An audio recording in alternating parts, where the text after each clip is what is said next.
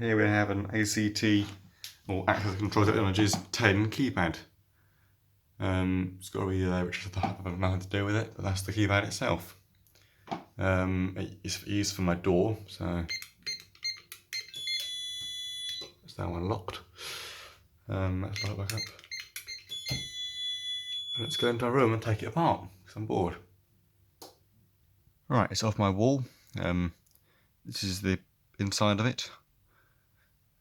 All the numbers, I don't know what they mean, probably something to do with the code or something, I don't know. Tamper switch there, connection terminals there, relay there, connecting, you can see there's the tracks to the terminals there, voltage regulators of some sort, buzzer and the reset link there, capacitors,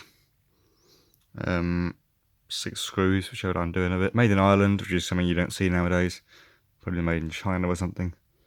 Right, let's keep on going. Right, it's now opened. That is the inside of it, the side that you normally would see like that, I suppose. That's really hard to hold. All the chips there, LEDs for it as well. Massive chip there, which I will find out what it is in a bit. It is a PIC 16. Yeah, PIC 16. So it is based on a PIC controller basically, which is quite interesting that someone's programmed it like that. But it works, I suppose.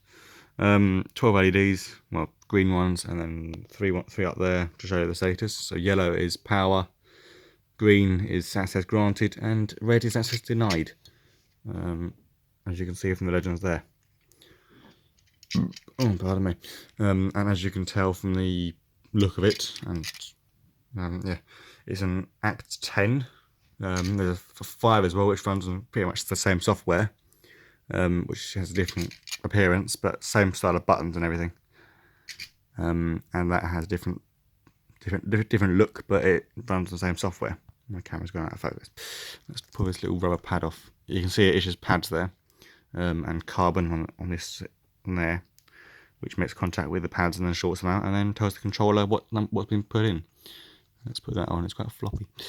That's quite disgusting. But there's quite a few chips in this thing. Let me try and find out what they all are. Maybe not, because I can't actually read them because I can't see that well. Which isn't bad, which isn't really that good. But yeah, that's the other side that I just showed before it went out of the case. 6 screws, standard Phillips screws, nothing special about them. Yeah. What are the terminals then? So they're the terminals. Tamper switch there. Oh God, my camera's so close. There we go. Tamper switch there. 0 volt interlock PB2. Push button door contact. What's this one? That one is 0 volt buzzer OP3 Duras and OP2 interlock. I'm assuming OP is output. That's the relay, as I said before. That's the buzzer.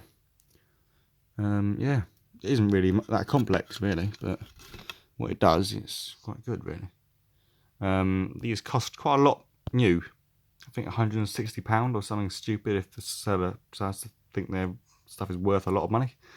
I've seen them go for 160, 80, quite a high amount basically, for what is basically just a keypad. Then again, it is made out of metal and is waterproof.